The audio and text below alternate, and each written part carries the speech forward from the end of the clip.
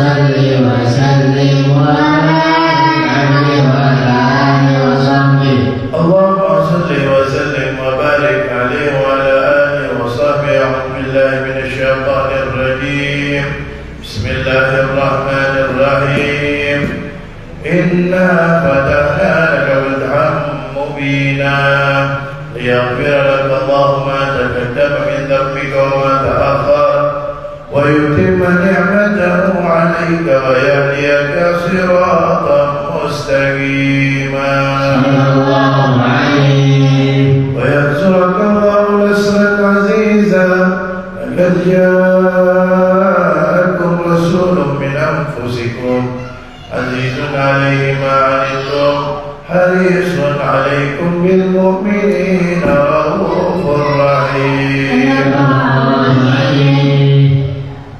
فإن تولوا فقل حسبي الله لا إله إلا هو عليه توكلت وهو رب العرش العظيم إن الله وملائكته يصلون على النبي يا أيها الذين آمنوا صلوا عليه وسلموا تسليما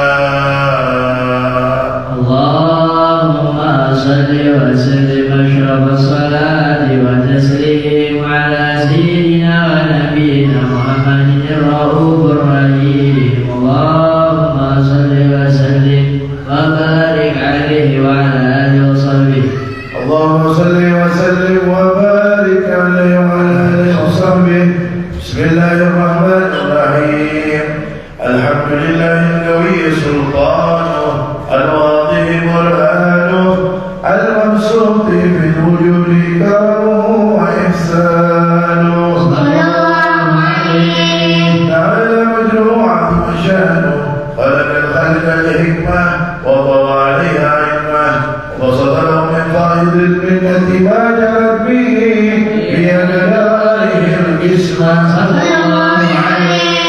فأرسل إليه مشرق خلقه وأجل عبيده رحمة كانت الإرادة والأزلية لخلق هذا العبد المحبوب فانتشرت آثار شرفه بعوالم الشهادة والغيوب وما جل هذا المن الذي تكرم به المنان وما أعظم هذا الفضل الذي فرد من حضرة الإحسان صورة كاملة ظهرت بأجل محمود قد أعطرت بوجودها خلاف الوجود وضرت برد العوالم بإبراز التكليم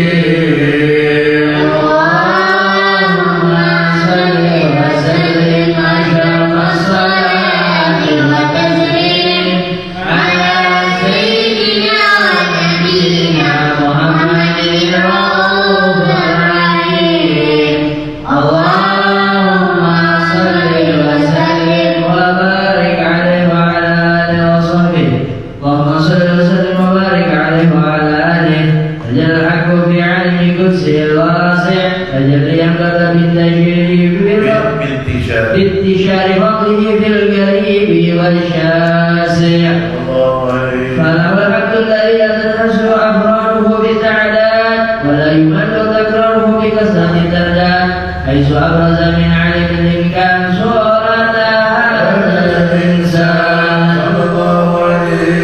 تشرف بوجوده الثقلان وتتجر أسراره في الأكوان وما من سر اتصل به قلبه منيب إلا من سوابق فضل الله على هذا الحبيب يا لكن سروره قد تعالى بحبيب عمان من ولا جل من شرف الوجود بنور غمر الكون بهجة وجمالا فترك بحسن على مقام وزنها في مجده وتعالى لاحظ العيون في مجدلته بشرا كاملا يزيع الضلالا وهو بحكم مجرده رفعة في شؤونه وكمالا فسبحان الذي أبرز من حضرة الامتنان ما يعجز عن وصفه اللسان ويحال في تعلق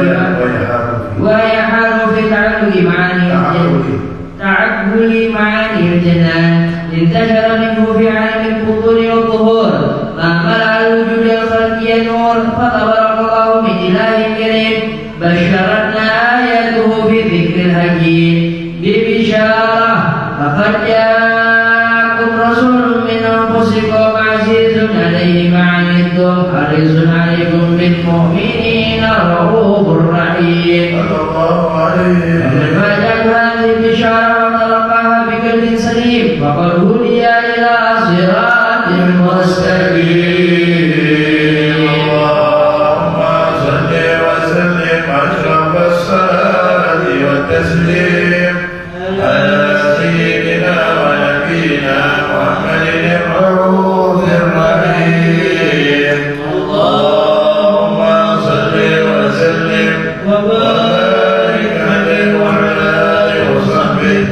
وأشهد أن لا إله إلا الله وحده لا شريك له شهادة يدرك بها اللسان، أما تدمنه الجنان من التصديق بها والإذعان، تثبت بها في الصدور من الإيمان كتعمد، وتلوه على أهل اليقين من سر ذلك الإذعان والتصديق شواهد. صلى الله عليه وأشهد أن سيدنا محمد عبد الصادق في قوله وفعله ومبلغ عن الله ما أمره بتبليغه لخلقه من فرضه ونفله، عبد أرسله الله للعالمين بشيرا ونظيرا، وبلغ الرسالة وأدى الأمانة، وهدى الله به من أمة بشرا كثيرا. صلى الله عليه. وقال في ظلمة الجهل للمبصرين سراجا وقمرا منيرا، وما أعظمها من منة تكرم الله بها على البشر، وما أوسعها من نعمة انتشى سرها في البحر والبحر. اللهم صل وسلم بأجل الصلوات وأجمعها وأثبت تحياتك وأوساعها على هذا العبد الذي وفى بحق العبودية وبرز بها في علعة الكمال، وقام بحق ربوبيته في مواد حكمة لله، وأقبل عليه غاية الإقبال.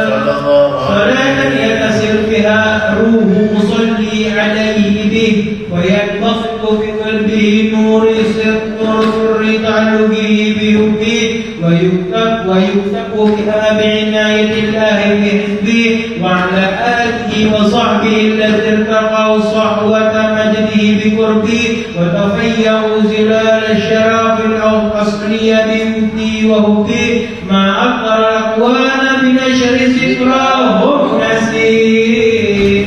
اللهم صل وسلم أشرف الصلاة والتسليم على سيدنا ونبينا محمد الرؤوف الرحيم. اللهم صل وسلم وبارك عليه وعلى آله وصحبه. اللهم صل وسلم وبارك عليه. أما بعد، فلما تعلمت إرادة الله علم القدير بظهور أخلاق للبشر الكريم بالتقديم والتكريم، وجد القدرة الظاهرة من نعمة واسعة ومنة غامرة قد فاق بالتسوية بمطلق الكبير من جمال مسعود من عينها والنشر كما مطلق حسن التابي لما ذلك الجبل ميمون يسلم الكريم البطون، وما من سلب تمه إلا وكما عليه من الله نعمة. هو القمر التام الذي يتنكر في خروجه إذا شرف به موت الاستقرار ووضيه خروجه، وقد قضت الأقدار جميع قضى، وأصل من سر هذا النور ما أشهد، ووصل به من قصصت، وكان مستقره بأسلاب الظاهرة والأهم شريفة الطاهرة، حتى قل بعالم شهادة البشر لا البشر، ونور خير فرضه وظهر، فتعلقت همة الدرك من هذه الهروب بأن يكون بهذا كتبه عليه بأجاب ذلك النور للمعروف. وإن كانت تنسون لا تفش من يشرك شيئا وصف ذلك الموصول تشريكا للجامعين من خواج المؤمنين، وترويها المدركين بهذا النور المبين. وإذا كانت لبحق العام أنتني خير الأنام، ولكن هداني إلى تدويني وما عملت بشيء أصحاب المخلوقين، وما أكرم الله به بولد من الفضل لله أما العالمين. وبقيت رايته في كون منشورة على الأيام والشهور والسنين. يتألق بهذه الحضر الكريمة ولكن توصل به إلى السماء يوصل بها عظيمة، والله يدفع به متغرمه والسامع، ويدخل بشفاعة هذا النبي الشافع، وتربها بروحه ذلك النبي. اللهم صل وسلم أشرف الصلاة والتسليم على سيدنا ونبينا محمد الرؤوف الرحيم. اللهم صل وسلم وبارك عليه وعلى آله وصحبه. اللهم صل وسلم وبارك عليه وعلى آله وصحبه. وقد آن القلم يخط ما حركته فيه الأنامل مما استقبله الرب من صفات هذا العبد المعبود الكامل وشمائله التي هي أحسن الشمائل. وهنا حسن نثبت ما بلغ إلينا في شأن هذا الحبيب من أخبار وآثار ليتشرف بكتابته الكلام والقاصد وتنزاها بحدائق الأسماء والأبصار. وقد بلغنا في الحديث المشهورة أن أول شيء خلقه الله هو النور مولع في هذه السورة. فنور هذا الحبيب أول مخلوق برز في العالم، فمنه تفرغ الوجود خلقا بعد خلق فيما حدث وما تفرد. صلى الله عليه. وقد أخرج عبد الرزاق بسند عن جابر بن عبد الله الأنصاري رضي الله عنهما قال: قلت يا رسول الله بأبي وأمي أخبرني عن أول شيء خلقه الله قبل الأشياء. قال: يا جابر إن الله خلق قبل الأشياء نور نبيك محمد صلى الله عليه وسلم من نوره. وقد ورد من حديث أبي هريرة رضي الله عنه أنه قال: قال رسول الله صلى الله عليه وسلم: كنت أول النبيين في خلقي وآخرهم في البعث. وقد تعدت الرواية بأنه أول الخلق وجودا وأشرفهم موجودا. ولما كانت السعادة الأبدية لها أمراض خفية اختصت من شاءت من البرية بكمال الخصوصية، فاستودع هذا النور المبين أصحاب ومضون من شرفه من العالمين. فدرك هذا النور من صلب آدم ونوح وإبراهيم حتى وصلته يد الكريم إلى من خصصته بالتكريم به الكريم عبد الله بن عبد المطلب ذي البر العظيم، وأمه التي هي في مراوي بآمنة السيدة الكريمة آمنة.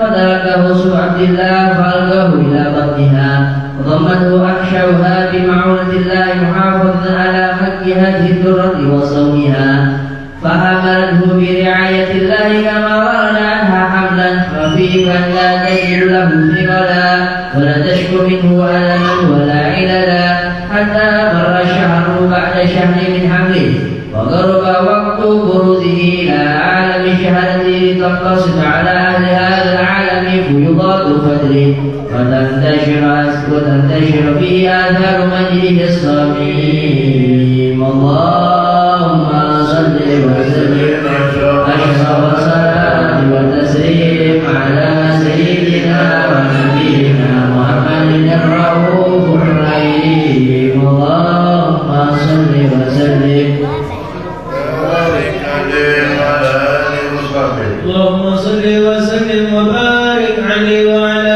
آله وصحبه.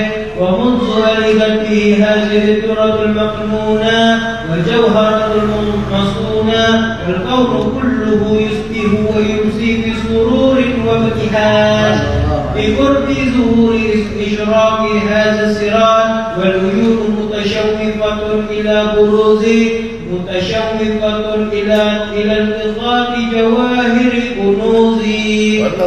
وكل دابة لقريش نطقت بفصله العبارة مغرنة بكمال البشارة، وما من حامل حملت في ذلك العام إلا أتت بحملها بغلام من بركات وسعادة هذا الإمام.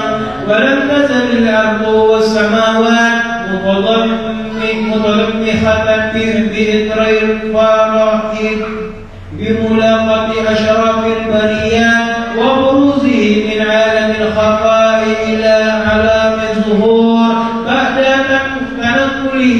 البطون والظهور وأزهر الله في الوجود بهجة التكريم وبسط في العالم كبير المعينة التشريف والتعظيم ببروز هذا البشر الكريم. اللهم صل وسلم أشرف الصلاة والتسليم على سيدنا ونبينا محمد الرؤوف الرحيم. اللهم صل وسلم وبارك عليه وعلى آله وصحبه.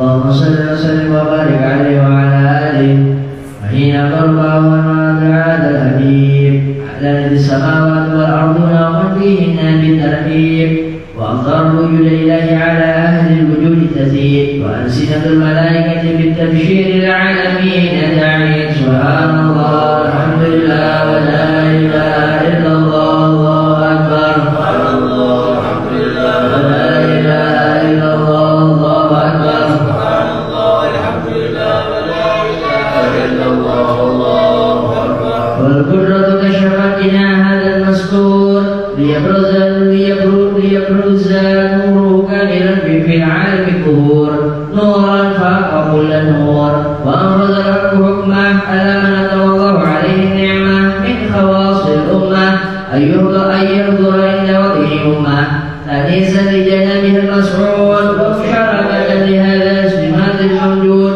وحضرت بتوفيق الله سيدة مريم وسيدة آسيا ومعهما من حور العين قسم الله من شرف بقسمة الوافية.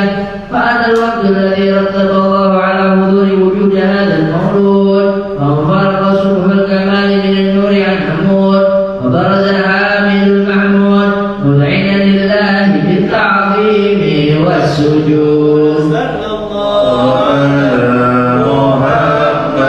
صلى الله عليه وسلم صلى الله على محمد يا رب صل عليه وسلم يا نبي سلام عليك يا رسول سلام عليك يا حبيب سلام عليك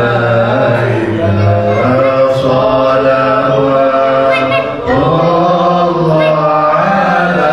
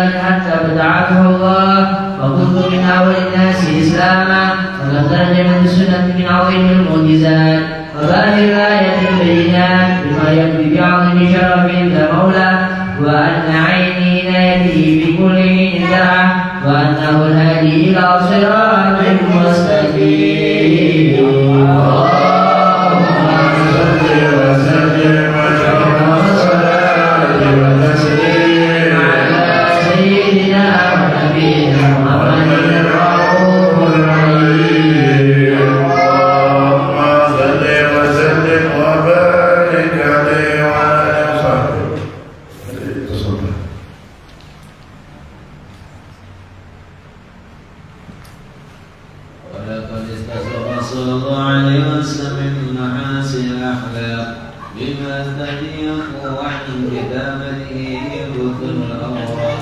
كان صلى الله عليه وسلم من أحسن الناس خلقا وخلقا، وله إلى مكارم الأخلاق سبقا، وأوصمهم بالمؤمنين حلما ورفقا، برا وفاء لا يقول ولا يفعل إلا معروفا، لا رجل مسلم ولا رجل معتوي على المعنى الجزم. إذا دعوا مسكين أجابه إجابة مؤجلة، وهو الأب الشفيق الرحيم باليتيم والأرملة، ولو مع سهولة أخلاقه لحيفة القوية التي ترتعد منها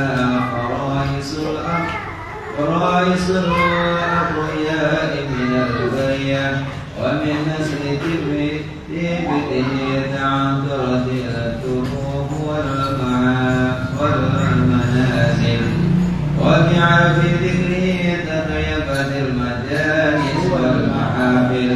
وهو صلى الله عليه وسلم جامع صفات الكمالية والمنفرد بالخلق وخلقه بأصناف خصوصية، وهو من خلق البرية محمود إلا وهو متعلق عن سيد الوجود أكملت في ولف الحديث واسنانه، وله دعوى في المجد ومكانه، أوصف عز قد على مسدوى أخذت على نجم سحاب نانه، وقد انبسط ويمر في تفريد ما أقال العلم من وقائم مولد النبي الكريم، وحكاية ما أكرم الله به هذا العبد المقرب من التكريم والتعظيم والخلوق العظيم. فاسنا مني أن أمسك عمة الأقلام في هذا المقام، وأقرأ السلام على سيد الأنام. السلام عليك أيها النبي ورحمة الله وبركاته. السلام عليك أيها النبي ورحمة الله وبركاته. السلام عليك أيها النبي ورحمة الله وبركاته. وبذلك يحسن الختم كما يحسن التقديم، وعليه أفضل الصلاة والتسليم.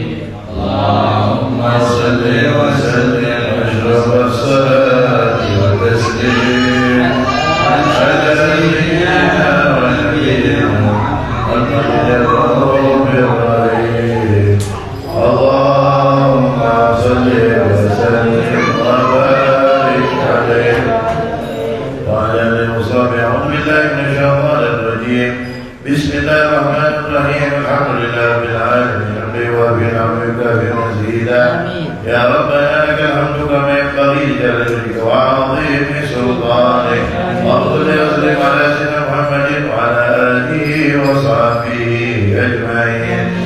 ولما نظم الذكر من أراضي الأوصاف المحمدية عقولا، توجهت إلى الله متوسلا بسيدي وحبيبي محمد صلى الله عليه وسلم أن يجعل سعي فيه مشكورا وفعل فيه محمودا، وأجدت عملي في الأعمال المقبولة، وتوجهي بتوجهات الخالصة والصلات الموصولة.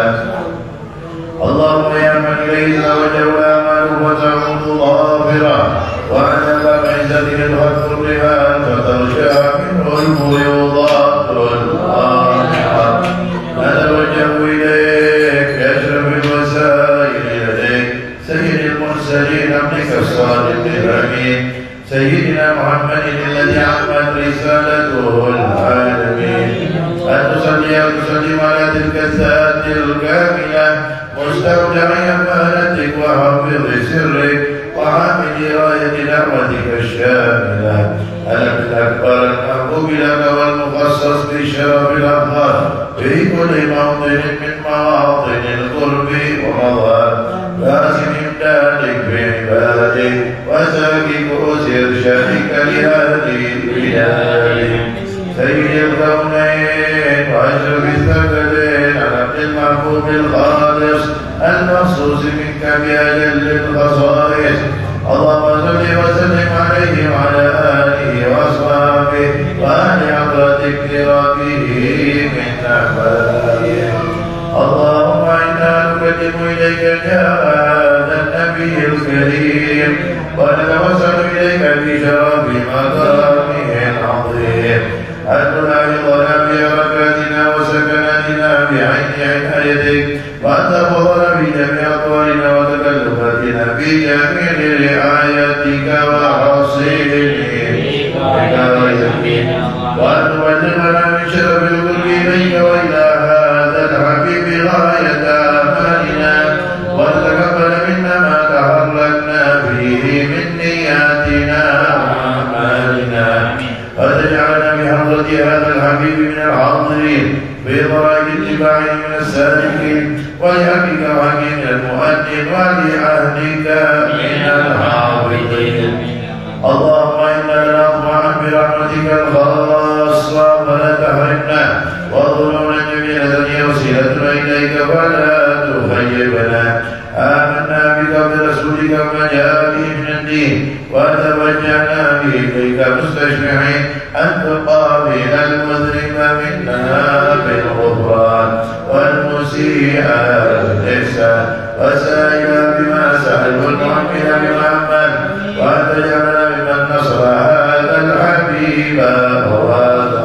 ووالاه وضاه وارفع ببركته وشرف جاه أولادنا ووالدينا وأهل قدرنا ووالدينا وجميع المسلمين والمسلمات والمؤمنين والمؤمنات في جميع الجهات وأجمعية الدين القوي بجميع الأبطال منشورا ومعالم الإسلام والإيمان بآتها معمورا معنا وصورا واكشف اللهم كربة المكروبين واقض إلينا المدينين واغفر للمذنبين وتقبل توبة التائبين وانشر رحمتك على عبادك المؤمنين اجمعين واكفي شر المعتدين والظالمين وابسط العدل بولاة الحق بجميع النواحي والاكبار وايدهم بتأييد من عندك ونصر على المعاندين من المنافقين والكفار عنا يا ربي بالحسن الحصين من جميع البلايا وبالحرز المكين من الذنوب والخطايا وأدمنا بالعمل بالطاعة وصدق بخدمتك قائمين وإذا توفيتنا وتوفنا مسلمين مؤمنين وأختم لنا منك بخير أجمعين صل وسلم على هذا الحبيب المحبوب للأجسام والأرواح والقلوب وعلى آله وصحبه إليه منسوب وآخر دعوانا الحمد لله رب العالمين وعلى النبي صلى الله عليه وسلم الفاتحة. إياك نعبد وإياك بسم الله الرحمن الرحيم الحمد لله رب العالمين والصلاة والسلام على أشرف الأنبياء والمرسلين سيدنا محمد وعلى آله وصحبه أجمعين أما بعد فقال المصنف العلماء الذين كتبت أقوالهم في هذا الكتاب المبارك حفظهم الله ورحمهم الله ونفعنا بهم وبعلومهم وبعلوم شيخنا وبعلوم العلماء العاملين في الدارين آمين. Babul aghsal lil masnunah. Malam ini masuk pada bab tentang mandi sunnah. Sebelum kita baca, maka perlu saya ingatkan lagi bahwasanya kalau mandi itu wajib, maka tidak boleh mandi wajib dua digabung menjadi satu. Misalnya ada orang berkewajiban untuk mandi dua, kemudian mandinya cuma sekali, niatnya dua kali, tidak boleh. Contoh, ada orang junub, misalnya dia habis berhubungan sama istrinya, atau dia keluar mani, ya, yang menyebabkan junub, atau perempuan lagi haid. Kemudian di sisi lain dia bernazar. Dia bernazar.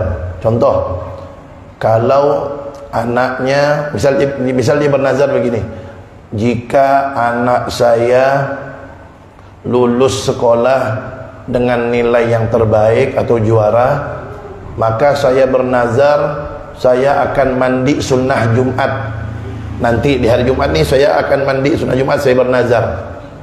Tahu-tahu anaknya lulus juara, berarti mandi sunnah Jumat itu yang sebenarnya Jumat jadi wajib untuk dia. Jadi suatu yang sunnah kalau dinazarkan jadi wajib. Kemudian pada hari Jumat itu dia junub juga, keluar mani kah, atau dia bersetubuh dengan pasangannya, atau dia haid nifas suci, maka pada hari itu terkumpullah pada dirinya dua mandi wajib, mandi untuk junub dan mandi untuk bayar nazar. Boleh tak mandinya sekali niatnya untuk mengangkat hadas besar dan untuk mandi wajib nazar tadi itu? Nah, itu tak boleh itu. Tak boleh dua mandi wajib dijadikan satu, tak boleh. Kemudian yang kedua sekarang, mandi wajib digabungkan dengan mandi sunnah, boleh tak? Boleh. Kalau mandi wajib digabung dengan mandi sunnah boleh. Contohnya gimana? Mandi wajib digabung dengan mandi sunnah, contohnya gimana? Contoh, hari Jumat nih, hari Jumat berhubungan suami istri pagi-pagi atau keluar mani, kemudian dia mau sholat Jumat, mandinya sekali, niatnya langsung dua. Contoh, nawaitul ghusla li raf'il hadatsil akbar fadlan lillahi ta'ala wa nawaitu ghuslal jumu'ah sunnah lillahi ta'ala. Kalau bahasa Indonesianya gampangnya gini, bahasa Indonesia boleh niat ketika air kena ke badan ketika air kena ke badan niat, saya niat mandi untuk mengangkat hadas besar atas diri saya wajib karena Allah Ta'ala, dan niat mandi sunnah Jumat karena Allah Ta'ala. Mandinya sekali, niatnya dua, dapat dua-duanya. Jadi kalau mandi wajib dan sunnah digabung jadi satu, boleh. Kemudian yang ketiga sekarang, mandi sunnah digabung dengan mandi sunnah. Dua mandi sunnah digabung jadi satu, boleh. Wajib dengan sunnah aja boleh, apalagi sunnah dengan sunnah, boleh. Nah, gimana gambarannya? Mandi sunnah dua digabung satu. Contoh, hari raya Idul Fitri bertepatan dengan hari Jumat. Pagi-pagi dia mandi, misalnya jam 6 dia mandi. Ketika air kena ke badan atau ke kepalanya, dia niat, saya niat mandi sunnah hari raya Idul Fitri dan niat mandi sunnah Jumat karena Allah Ta'ala. Dah mandi, dapat dua dia. Sekali mandi dapat dua. Nah, jadi wajib sama wajib tidak boleh dikumpulkan. Wajib sunnah boleh, sunnah sama sunnah boleh. Nah, kemudian apa saja itu mandi sunnah? Mandi sunnah wahya katsiratun, banyak, minha, di antaranya kata beliau, al-awwal, yang pertama, ghuslul jumu'ah, mandi solat untuk solat Jumat. Jadi yang benar itu bukan Jum'ah, tapi yang benar itu Jumu'ah, ya, yang benar itu Jumu'ah. Karena dalam Al-Quran Allah berfirman, idza nudiya lis-salati min yaumil jumu'ah. Yang benar itu Jumu'ah. Makanya di sini disebutkan yang pertama ghuslul jumu'ah, mandi Jumat. Wahwa, dan mandi Jumat itu afdaluha, yang paling afdal, yang paling utama dari mandi-mandi sunnah yang lain. Jadi kalau ditanya mandi sunnah apakah yang paling utama, yang paling afdal, nomor satu mandi sunnah Jumat, itu paling afdal. Di antara sekian banyak mandi sunnah yang paling afdal itu mandi sunnah Jumat. Kenapa? Li'annahu qila biwujubihi, karena ada sebagian ulama yang mengatakan mandi sunnah itu hukumnya wajib. Karena sebagian ulama mengatakannya wajib, makanya dia paling afdal. Kalau solat sunnah yang paling afdal, solat sunnah malam hari tahajud. Kalau solat sunnah qabliyah ba'diyah, rawatib qabliyah ba'diyah, yang paling afdal solat sunnah apa? 2 rakaat sebelum subuh. Kalau mandi sunnah Jumat. Wa yadkhulu waqtuhu, dan masuk mulai waktunya solat mandi Jumat itu mulai masuk waktunya bitulu'il fajri, dari mulai masuknya waktu subuh tu. Jadi masuknya waktu subuh hari Jumat sudah masuk waktu sunnah mandi Jumat. Sampai kapan? Wa yakhruju waqtuhu, dan keluar waktunya bil ya'si min huduril jumu'ah, kalau dia sudah tidak pengen hadir untuk sholat Jumat. Wa yusannu, dan mandi sunnah Jumat ini disunnahkan liman yuridu an yahdhural jumu'ah, bagi orang yang mau sholat Jumat. Jadi orang yang tidak sholat Jumat tidak disunnahkan mandi. Siapa contohnya? Perempuan kan boleh sholat Jumat, boleh tidak. Perempuan kalau sholat Jumat boleh, dan tidak perlu ngulang zuhur. Misalnya ada perempuan nih ngikut di belakang masjid ikut sholat Jumat, boleh tak? Boleh. Gugur tak sholat zuhurnya? Gugur. Tapi dia tidak wajib. Perempuan itu boleh sholat Jumat tapi tidak wajib. Kalau dia ikut sholat Jumat, dia tidak perlu ngulang zuhur lagi. Cuman kalau perempuan sekiranya dia hadir Jumat menimbulkan fitnah, misalnya semua laki-laki tang dia cogok seorang di situ, itu kan menimbulkan fitnah. Itu lebih bagus jangan. Tapi kalau misalnya ada satu tempat khusus, misalnya ada masjid misalnya di bawah full laki-laki, di atas kosong, itu perempuan ada tangga lain bisa naik ke atas, boleh diikut di atas tuh, dan dia tidak perlu ngulang zuhur. Nah, kemudian musafir itu tidak wajib sholat Jumat. Jadi kalau kita misalnya pergi keluar kota, ngelihat ada orang makan lagi sholat Jumat, bisa jadi dia itu musafir. Ya, bisa jadi dia musafir, tidak sholat Jumat. Karena musafir itu tidak wajib sholat Jumat, wajibnya sholat zuhur. Nah, kalau musafir mau sholat Jumat, sunnah dia mandi. Tapi kalau dia tidak ingin sholat Jumat, dia pengen zuhur, ya udah, nah zuhur ya lah, berarti tidak disunnahkan dia mandi Jumat. Jadi mandi Jumat itu disunnahkan bagi yang mau hadir Jumat saja. Wal afdal, tapi yang paling utama ta'khiruhu inda iradatil khuruj lis-shalah. Tapi yang paling afdal mandi Jumat itu ketika kita sebelum mau pergi ke masjid. Misalnya kita pergi ke masjid jam 10:30, jam 11 misalnya. Nah, sebelum kita nak pergi itu jam 10 ke, itu kita mandi. Memang kan tadi masuk waktunya kan mulai subuh tuh. Mulai subuh sudah masuk waktunya. Nah, cuman kalau kita mandi subuh, habis subuh kita mandi, kan habis itu kan kita kegiatan lagi, kan banyak aktivitas, keringatan lagi, nanti badan kurang segar lah hadir sholat Jumat. Maka lebih bagus sebelum kita pergi Jumat sekitar jam 10, setengah 11, nah itu mandi. Jadi habis mandi, pakaian putih-putih, pakai minyak wangi, rapi, ke sholat Jumat. Jadi badannya masih segar, bersih, wangi gitu. Dan saya ingatkan kalau hadir Jumat pakai putih-putih ya, dari ujung kepala sampai bawah pakai putih-putih. Kalau bisa sendal pun sendal putih. Saya sendal sih putih. Jadi kalau Jumat tuh putih semua, jangan ada warna lain. Karena itu sunnah Nabi itu. Dan itu sudah banyak ditinggalkan orang. Ya. Pakai pakaian serba putih itu ketika Jumat itu sudah banyak ditinggalkan orang. Jadi kalau kita khutbah tuh macam-macam warna tuh. Nah, saya udah berapa bulan nih kalau khutbah Jumat tuh pasti terakhir saya sampaikan masalah ini nih, tentang sunnah-sunnah Nabi, di antaranya pakaian serba putih. Ini udah banyak ditinggalkan orang. Apa kata Nabi dalam hadisnya? Man ahya sunnati inda fasadi ummati falahu ajru mi'ati syahid. Barang siapa, kata Nabi Muhammad, yang menghidupkan sunnahku ketika umatku sudah rusak, maka dia akan mendapatkan pahala seperti 100 orang mati syahid. Ini sekarang kan orang banyak sholat Jumat pakai pakaian warna-warni. Kita hidupkan, kita pakai putih-putih. Berarti kan kita menghidupkan sunnah Nabi. Kata beliau, yang menghidupkan sunnahku ketika umatku rusak dapat pahala seperti 100 orang mati syahid. Tinggi pahalanya, nilainya besar di sisi Allah. Makanya siapkan, kalau kerja, misalnya kerja hari Jumat kerja, bekal kalau bisa bekal baju koko putih, ya kain putih, kopiah putih, atau bekal gamis putih sekali. Nah, gitu. Itu lebih afdal. Kemudian yang kedua, tsani ghuslul idain. Mandi sunnah yang kedua adalah mandi Idul Fitri dan Idul Adha. Wa yadkhulu waqtuhu, dan masuk waktunya min muntasafil lail, dari tengah malam. Beda dengan Jumat. Kalau Jumat tadi masuk waktunya subuh. Tapi kalau Idul Fitri, Idul Adha mulai masuk sunnah waktu mandinya tengah malam jam 12. Tengah malam sekitar jam 12-an. Sampai kapan? Wa yakhruju waqtuhu bi ghurubisy syamsi. Selesai waktunya terbenam matahari. Berarti habis sholat Idul Fitri masih boleh mandi. Sampai kapan? Sampai terbenam matahari hari raya yang pertama tuh, hari lebaran yang pertama. Dan ini beda dengan Jumat.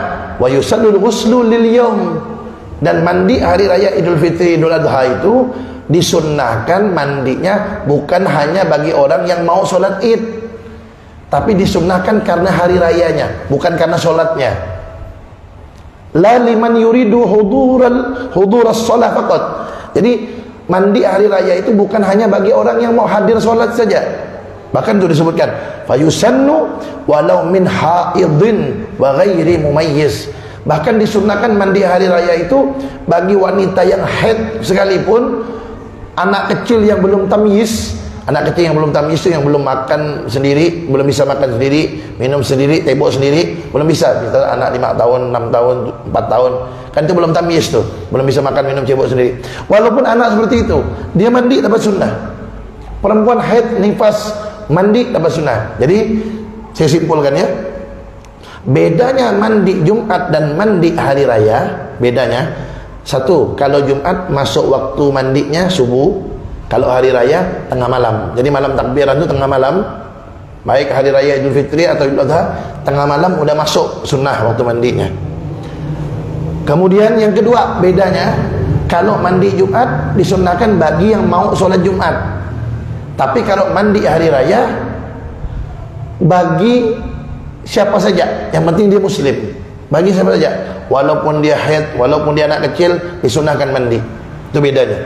Yang ketiga, bedanya kalau mandi Jumat, ketika orang itu tidak mau sholat Jumat, dah hilang dah sunnah mandinya.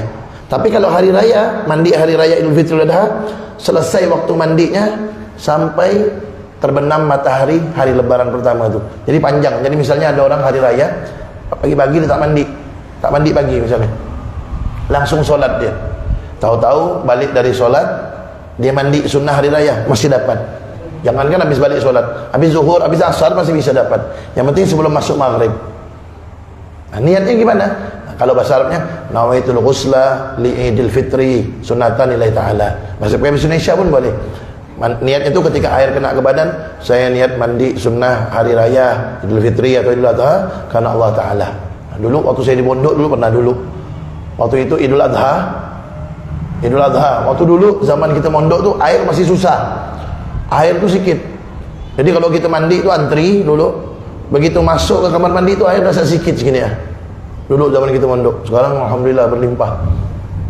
Jadi dulu kalau kita mandi pagi, nah itu antrinya lama, itu pun belum tentu dapat air.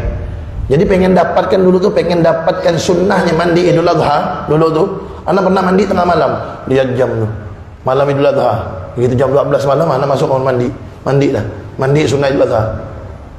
Kenapa? Kalau pagi belum tentu dapat air waktu itu, pengen dapatkan sunnahnya itu, jadi tengah malam udah boleh. Nah itu bedanya mandi Jumat dan mandi Idul Fitri Idul Adha. Kemudian yang ketiga ghuslu ghasilil mayyit. Mandi sunnah yang ketiga ghuslu ghasilil mayyit. Mandi sunnah bagi orang yang mandikan mayat. Nah, jadi yang ikut mandikan mayat itu disunnahkan habis dia mandikan mayat, disunnahkan dianya mandi. Yang tukang mandikan jenazah itu habis selesai dimandikan jenazah, disunnahkan dia mandi. Walau kanal mayyitu kafiran, walaupun mayat yang dimandikannya orang kafir. Misalnya ada petugas rumah sakit orang Islam, ya misalnya nih, dia petugas rumah sakit orang Islam. Nah, kalau kita mungkin tak mau lah mandikan orang kafir kan gitu. Yang kerja di rumah sakit, misalnya kerja di rumah sakit di ruangan jenazah, kemudian ada mayat kafir, dia dapat tugas dari rumah sakit suruh mandikan di mayat kafir nih. Nah, habis mandikan mayat walaupun kafir, yang mandikan disunahkan untuk mandi. Walau kana al-ghasilu haidzan aw nufasa tuh. Walaupun yang mandikan mayat itu dia perempuan yang lagi haid atau nifas. Ini misalnya mayatnya perempuan, yang mandikan juga perempuan. Misalnya ada seorang ibu meninggal, anaknya mau mandikan, anaknya ini lagi haid atau nifas, boleh tak mandikan? Boleh mandikan. Karena kenapa? Nih perlu saya sampaikan. Orang kita bahas ini dulu, habis itu kita lanjutkan tuh. Jadi perempuan yang haid nifas mandikan jenazah boleh. Nanti saya akan sebutkan apa saja yang tidak boleh nanti bagi perempuan haid dan nifas. Kita lanjut dulu. Wa yadkhulu waqtuhu, kapan masuk waktunya? Orang disunnahkan setelah mandikan mayat dia mandi sunnah. Kapan masuk waktunya? Bil faragh min ghuslil mayyit. Selesai dia mandikan mayat, habis itu dia disunnahkan mandi, sudah masuk waktunya. Wa yakhruju waqtuhu, kapan selesai waktunya? Bil i'rad anhu, ketika dia sudah tidak mau mandi sunnah. Misalnya ada orang mandikan mayat selesai, nah disunnahkan dia mandi habis itu. Kalau dia tidak mau, dia lah tak usah lah, sunnah dah, saya tak usah mandi lah. Boleh tak? Boleh, dah selesai lah waktunya karena dia tidak mau. Nah, tapi perempuan yang haid misalnya nih kan biasa kan pengen anak mandikan ibunya kan gitu kan, pengen atau ibu pengen mandikan anaknya yang meninggal duluan, perempuan, sedangkan dia lagi haid atau nifas, boleh tak? Boleh. Nah, orang kalau tak punya wudu, orang kalau tak punya wudu, yang haram bagi dia cuma 4 saja. Ini harus dihafal nih. Jadi selain ini boleh dilakukan. Ini ada orang tak punya wudu, apa yang tak boleh dia lakukan? Cuma 4. 1, solat. 2, tawaf. 3, menyentuh Al-Quran. 4, membawa Al-Quran. Saya ulangi, orang yang tak punya wudu yang haram 4. Solat, tawaf, nyentuh Quran, bawa Quran. Kemudian nanti kita jelaskan satu-satu. Kemudian kalau junub artinya hadas besar, habis hubungan suami istri belum mandi, keluar mani belum mandi, junub. Yang haram berapa kalau junub? 6.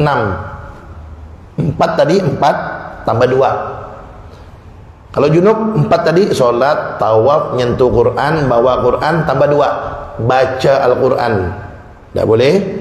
Yang keenam, diam di masjid atau mutar-mutar di masjid, tak boleh. Kalau lewat masjid boleh, diam yang tak boleh atau mutar-mutar. Dah 6. Terus kalau perempuan yang haid dan nifas, berapa yang haram? 10.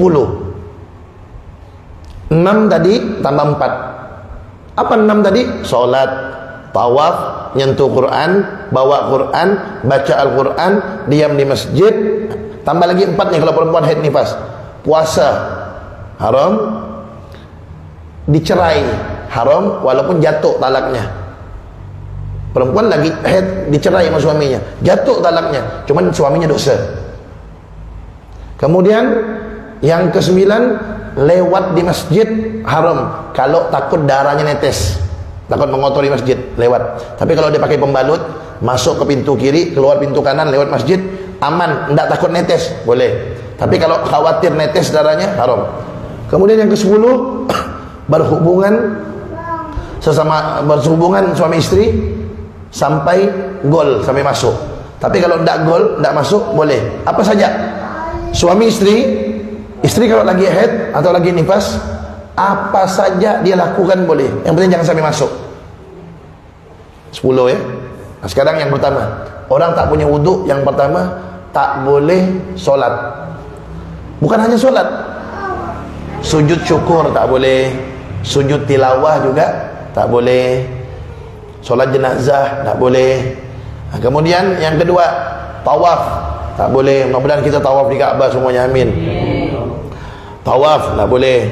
Kemudian yang ketiga, yang tak punya wudu, apa yang tak boleh? Nyentuh Quran tak boleh. Bukan hanya Qurannya, tali Qurannya tak boleh sentuh. Misalnya kadang-kadang ada Quran yang satu juz kan, mukaddam satu juz.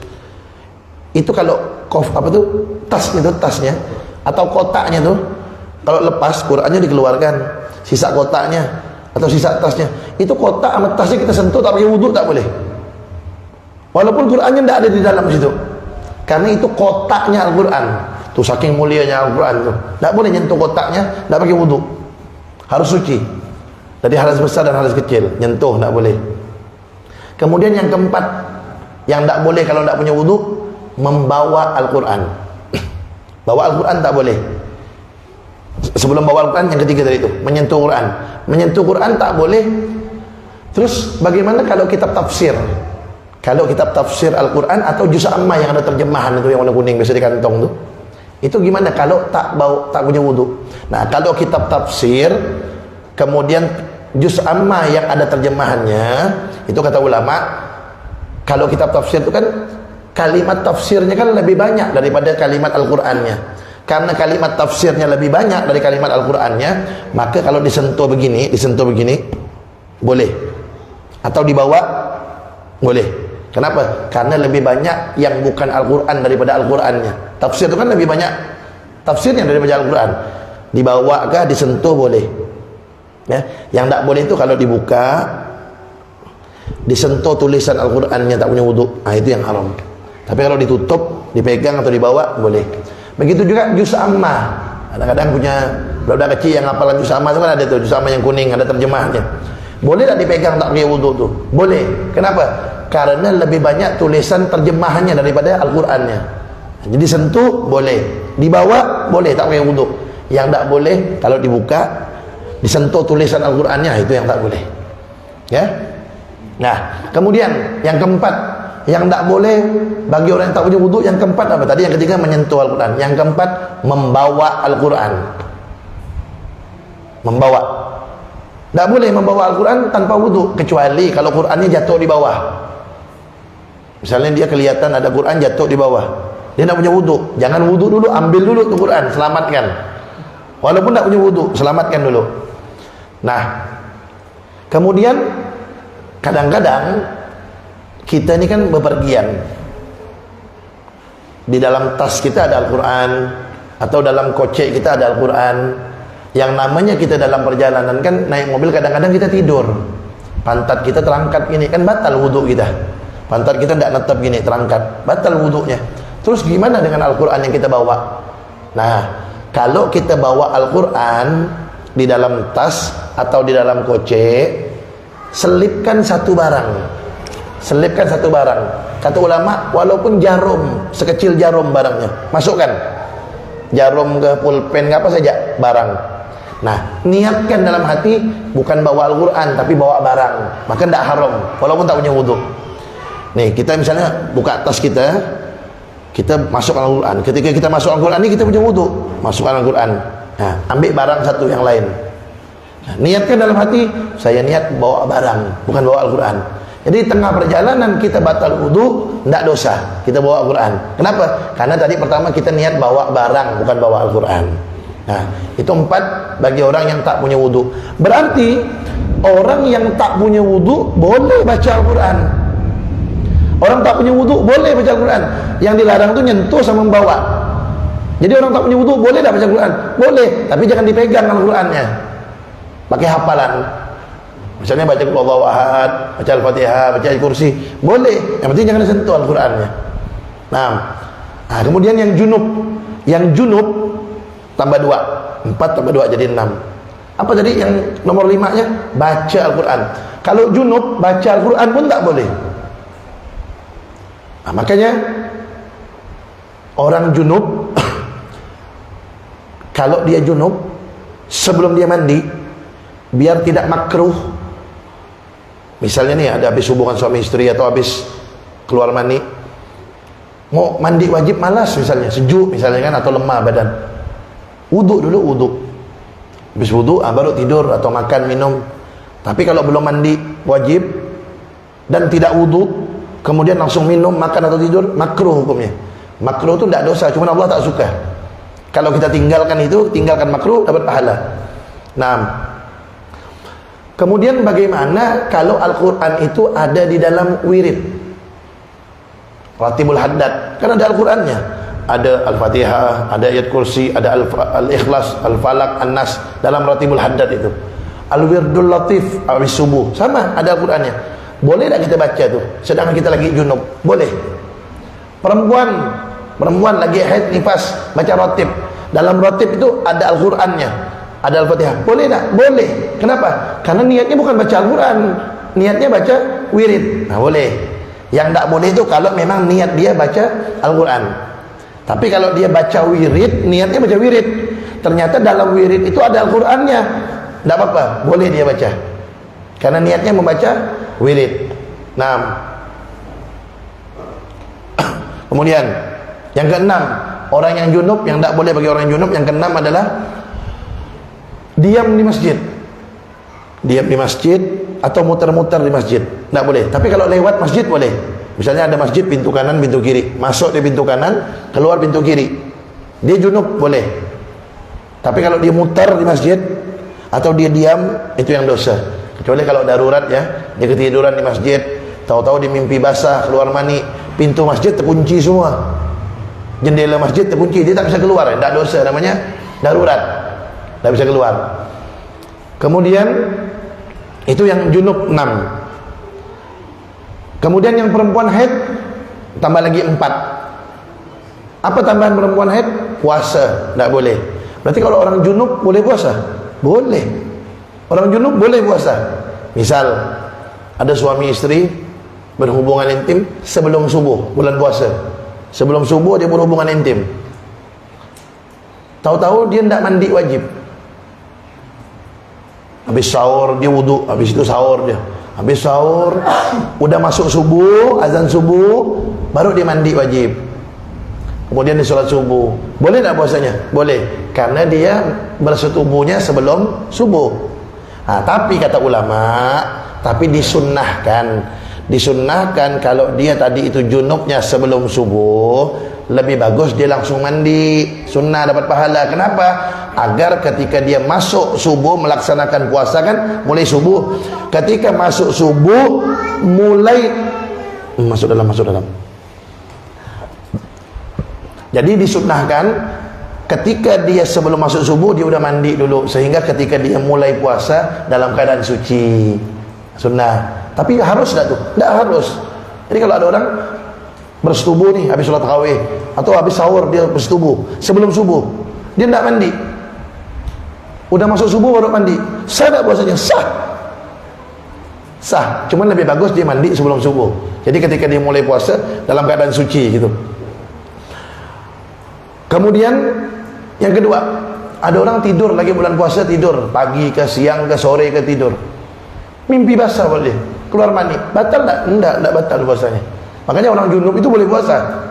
Yang tak boleh itu, yang tak boleh bersetubuh di tengah puasa Ramadan. Nah itu yang tak boleh. Nah itu yang tak boleh.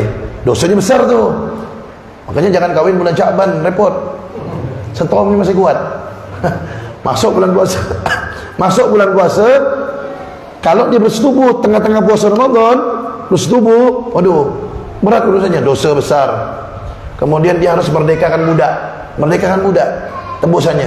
Budak tak ada, puasa ganti 2 bulan berturut-turut. Tak boleh bolong 1 hari pun. Tak bisa puasa 2 bulan berturut-turut, kasih makan 60 orang miskin. 1 orang miskin 1 mud, sekitar 7 on, 6,7 atau 7 on. 60 orang miskin kasih. Tak mampu, cicil, bayar. Jadi bukan hanya dosa, dia harus ganti puasanya dan bayar tebusan kalau bersetubuh di bulan Ramadan. Nah, jadi perempuan haid nifas tak boleh puasa, tapi kalau orang junub boleh puasa. Itu yang ke-7. Jadi perempuan yang nifas tadi 6 tambah lagi 4 nih. Apa tambahannya? 1 puasa. Yang ke-8 bagi perempuan yang haid nifas, yang ke-8 apa? Dicerai. Dicerai dosa. Bagi siapa dosa? Bagi suaminya. Si istri tidak dosa. Dan cerainya tetap jatuh, talaknya tetap jatuh, ya, talaknya tetap jatuh, cuman dosa bagi suami, ya, dosanya bagi suami. Makanya suami yang mencerai istrinya lagi haid, itu suami dosa, cerainya tetap jatuh. Atau suami yang mencerai istrinya sudah suci tapi sebelumnya disetubuhi, dosa juga. Ini saya bukan nganjurkan cerai ya, saya bahas hukum nih, jangan cerai. Ini saya bahas hukum. Bagaimana suami biar tidak dosa kalau cerai istrinya? Bagaimana biar tidak dosa? Tunggu dia suci dari masa haidnya. Ketika dia suci, jangan disetubuhi, cerai. Nah itu tidak dosa. Kenapa? Bukan waktu haid dan di masa suci belum disetubuhi. Nah itu baru tidak dosa suami. Itu cara cerai yang tidak dosa. Tapi jangan dipraktikkan. Ini hanya sekedar ilmu saja. Nah, kemudian yang kesembilan, yang haram bagi perempuan haid dan nifas yang kesembilan apa? Lewat masjid kalau takut mengotori masjid dengan darahnya. Tapi kalau dia pakai pembalut, aman. Baru ganti pembalutnya, tidak netes darahnya. Masuk pintu kanan, keluar pintu kiri atau sebaliknya, boleh. Yang tidak boleh itu kalau takut mengotori. Yang ke-10 yang terakhir, berhubungan intim sampai masuk. Kalau tidak sampai masuk, tidak apa-apa. Ya, makanya istri itu tidak boleh nolak suami untuk berhubungan intim, kecuali kalau lagi haid dan nifas, atau maaf suami mau lewat lubang belakang, itu tak boleh, haram. Tapi kalau selain itu tidak boleh istri nolak. Kalau istri lagi capek, sakit apa dan lain sebagainya, ngomong baik-baik dengan suaminya. Karena kalau nolak, Nabi yang bilang kalau dia nolak di pagi hari, dilaknat sama malaikat sampai malam. Kalau dia nolak di malam hari, dilaknat sama malaikat sampai besok pagi. Itu dihafal katanya 10 perkara tu. 4 yang haram bagi yang tak punya wudu, 4. Solat, tawaf, nyentuh Quran, bawa Quran. Yang junub tambah 2, baca Quran dan diam di masjid. Yang haid atau nifas tambah lagi 4, jadi 10. Puasa, dicerai, lewat masjid kalau takut mengotori, dan bersetubuh sampai masuk. Kalau tidak sampai masuk, tidak apa-apa. Nah, wallahu a'lam bishawab. Bismillahirrahmanirrahim. Alhamdulillahirabbil alamin wassalatu wassalamu ala asyrafil anbiya wal mursalin sayyidina Muhammad wa alihi washabihi ajmain, amma ba'd. Wa qala al-musannif asy-syarih rahimahumullah ta'ala nafa'ana bihima bi ulumihima wa bi ulumi syayikhina bi ulumil ulama'il amilin fid darin amin. Ini tadi kita baca kitab fikih tentang hukum-hukum. Nah, sekarang kita baca kitab tentang nasihat-nasihat untuk menyejukkan hati.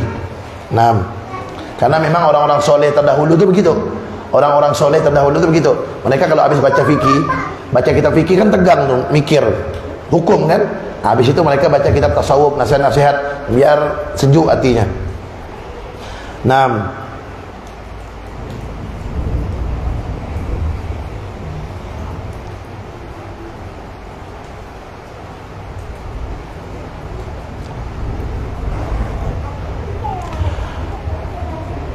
wal maqalatu tsamina asyarah qila man taraka adh-dhunub raqqa qalbuhu fayaqbalu an-nasihah wa yakhsha' laha wa man taraka al-haram fil mat'um wal malbus wa ghairihima wa akala al-halal safat fikratuhu. Ajib. Nih, jadikan bekal buat kita. Apa kata beliau di sini? Barang siapa yang melakukan dosa, barang siapa yang berbuat dosa, maka barang siapa yang meninggalkan dosa, man taraka dzunub, barang siapa yang meninggalkan dosa, raqqa qalbuhu, hatinya akan jadi lembut. Orang kalau meninggalkan dosa, hatinya jadi lembut. Terus kalau hati lembut, kenapa emangnya? Kalau hati orang itu lembut, fayaqbalun nasihah, dia akan mudah nerima nasihat. Wa yakhsha' laha, dan hatinya akan khusyuk, tenang ketika mendengar nasihat. Jadi satu, nasihat beliau ini 2 nih. Satu, orang kalau meninggalkan dosa, hatinya lembut sehingga mudah nerima nasihat, dan tenang hatinya kalau mendengarkan nasihat. Berarti mafhumnya, pemahamannya, berarti kalau orang melakukan dosa, hatinya keras hatinya. Dan orang kalau hatinya keras, tak bisa menerima nasihat. Dan kalau dengar nasihat, panas. Itu tanda hati orang itu keras. Susah menerima nasihat, kalau dengar nasihat panas. Kenapa? Keras hatinya. Apa sebab hatinya keras? Karena dosa yang dia lakukan. Nah, tinggal kita cek diri kita masing-masing. Ketika kita dengar nasihat, macam mana nih? Respon hati kita nih gimana? Nerima atau enggak? Tenang atau enggak? Kalau enggak terima, kalau enggak tenang, berarti keras hati kita. Kalau keras, pasti ada dosa yang kita lakukan. Jadi dosa itu membuat hati keras, sedangkan meninggalkan dosa membuat hati lembut. Itu yang pertama. Yang kedua, nasihat beliau, wa man tarakal haram wa akalal halal safat fikratuh. Dan barang siapa yang meninggalkan hal-hal yang haram, makanan haram tinggalkan, minuman haram tinggalkan, pakaian haram tinggalkan, kemudian dia berganti makan yang halal, minum yang halal, pakaian yang halal, maka orang yang seperti itu sofat fikratuhu, pikirannya akan menjadi jernih, tidak kotor pikirannya. Jadi kalau orang pikirannya kotor, kita koreksi diri kita ya. Kalau datang pikiran kotor dalam diri kita, pikiran untuk maksiat, pikiran untuk berbuat dosa, berarti ada makanan haram yang masuk dalam perut kita, atau ada minuman haram yang masuk dalam perut kita, atau ada pakaian yang haram yang nempel di badan kita. Karena makanan, minuman, pakaian yang haram yang nyambung dengan diri kita, itu pengaruhnya bikin kotor pikiran kita. Jadi cukup nasihat malam ini dua dari beliau ini. Yang pertama, meninggalkan dosa membuat hati menjadi lembut. Yang kedua, memakan, meminum atau memakai pakaian yang haram, maka itu membuat pikiran kotor. Jadi kalau suatu saat, mudah-mudahan tidak ya, kalau suatu saat ada lintasan-lintasan pikiran kotor, periksa makanan kita. Mungkin ada bakso yang haram, ada hadisnya soalnya. Nabi Muhammad SAW pernah bersabda begini, kata beliau, man akalal halal ata'at jawarihuhu sya'am abah, wa man akalal haram asad jawarihuhu sya'am abah. Hadis Nabi ini. Apa kata beliau? Kata Rasulullah SAW, barang siapa makan makanan, minum minuman yang halal, maka anggota badannya ringan untuk berbuat baik. Mau tidak mau dia ringan berbuat baik, mau tidak mau dia suka berbuat baik. Tapi sebaliknya kata Nabi, barang siapa makan minum sesuatu yang haram, maka mau tidak mau badan dia itu pasti pengen buat dosa, walaupun hatinya bertolak belakang. Hatinya ini tidak mau berbuat dosa, pengen taat, tapi badan ini semangat mau buat dosa. Itu kata Nabi, bisa jadi makanan minumannya haram. Karena orang yang makan haram, minum haram, kata Nabi, anggota badannya akan bermaksiat, walaupun dia tidak mau, kata Nabi, tetap akan maksiat tuh anggota badannya. Kenapa? Pengaruh daripada makanan minuman yang dia konsumsi itu. Jadi makanan minuman itu pengaruh. Begitu juga pakaian ini. Wallahu a'lam bissawab. Ya Rabbana ta'arafna bi annana qad arafna wa annana asrafna ala ladha ashrafna fatub alaina tauba taghsil likulli hauba wastur lana al-awrati wa aminir rawati واغفر لوالدينا ربي ومولودينا والآل والإخوان وسائر الخلان وكل ذي محبة أو جيرة أو صحبة والمسلمين أجمع أمين ربي اسمع فضلا وجودا منا باكتساب منا بالمصطفى الرسول نهضى بكل سول بالمصطفى الرسول نهضى بكل سول بالمصطفى الرسول نهضى بكل سول صلى وسلم ربي عليه عد الحب وآله والصحب عدد طش الصعب والحمد لله في البر والتناهي حمدا كثيرا دائم محبة النسائم الله الله يا الله لنا بالقبول يا ربي صل على المختار طه الرسول الله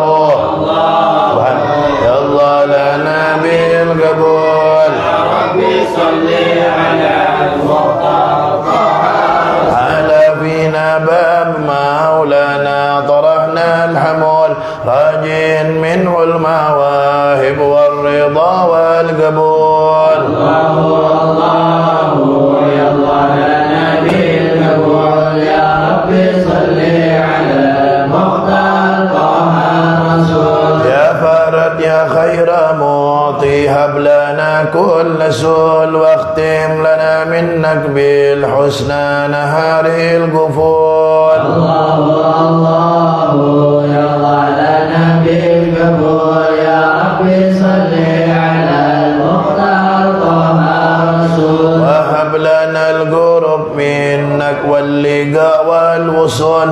حسن شهدك في مرآة طه الرسول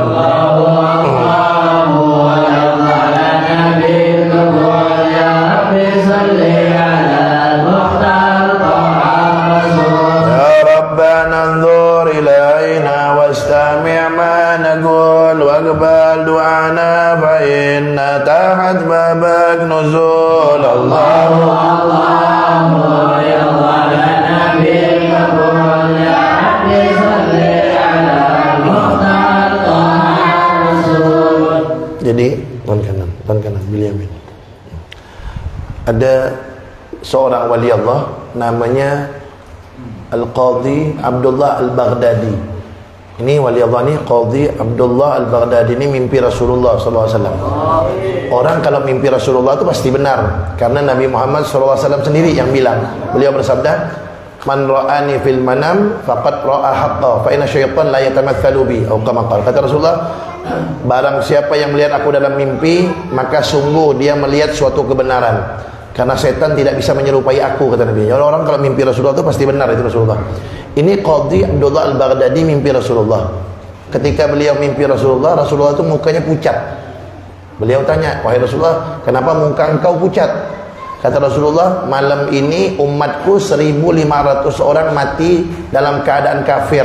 Hanya 2 saja yang meninggal dalam keadaan iman. 1.480 mati kafir, 1.498 meninggalnya kafir, matinya kafir. Cuma 2 aja yang membawa iman dari 1.500 itu." Beliau tanya, "Wahai Rasulullah, apa yang harus kita amalkan biar Allah jaga iman kita sampai meninggal dunia dalam keadaan membawa iman?"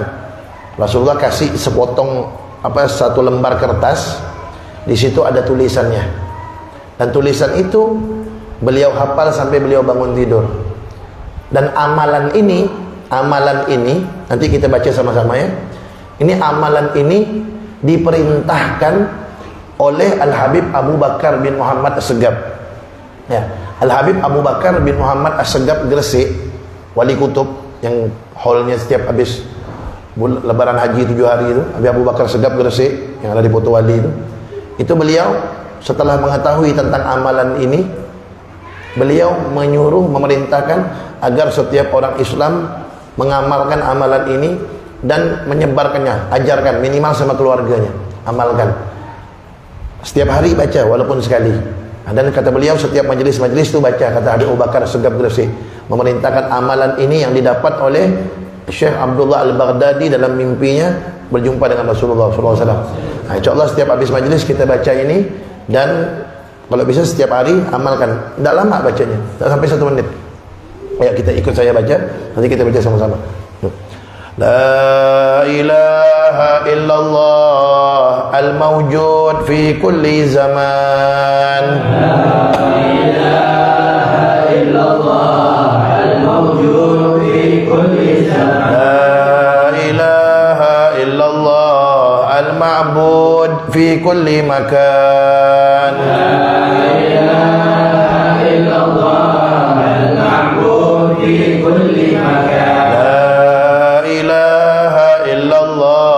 المذكور بكل لسان. لا إله إلا الله المذكور بكل لسان. لا إله إلا الله المعروف بالإحسان. لا إله إلا الله المعروف بالإحسان. لا إله إلا الله كل يوم هو في شان. لا إله إلا الله كل يوم هو في شان. لا إله إلا الله الأمان الأمان من زوال الإيمان. لا إله إلا الله الأمان الأمان من زوال الإيمان. ومن فتنة الشيطان يا قديم الإحسان كم هل لك علينا من إحسان إحسانك القديم يا حنان يا منان يا رحيم يا رحمن يا غفور يا غفار اغفر لنا وارحمنا وأنت خير الراحمين وصلى الله على سيدنا محمد وعلى آله وصحبه وسلم الحمد لله رب العالمين بسم الله الرحمن الرحيم الفاتحة إلى حضرة النبي سيدنا محمد صلى الله عليه وسلم ثم إلى أرواح إخوانه من الأنبياء والمرسلين من الصحابة التابعين ومن تبعهم بإحسان إلى يوم الدين ثم سيدنا إمام المهاجرين الله أحمد بن سيدنا عبيد الله بن أحمد ثم سيدنا أستاذ العظيم الفقيه المقدم محمد بن علي بعلوي سليم وفريم جميع ساداتنا آل بعلوي ثم إلى الإمام ابن حجر العسقلاني الشيخ محمد شناوي الجاوي ثم إلى روي الحبيب حسن بن أحمد باقر حسين محمد بن علوي الملكي جميع مشايخنا من حسين بن أحمد قريب عبد الرحمن بن حسين قريب الحبيب أندوس بن عبد الرحمن أندوس ثم إلى أمي ثم إلى أمي شريف حفصة بن جومان قريب ثم إلى روحامي الحبيب عمر بن أبي بكر مطهر ثم إلى arwah masing-masing sebutkan keluarga yang sudah meninggal.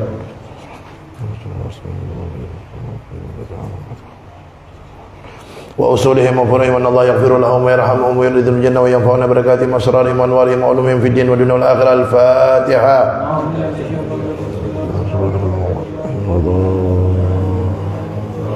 Amin. Bismillahirrahmanirrahim. Allahumma barik lana fima razaqtana wa qina adzabannar. Saya niat makan dan minum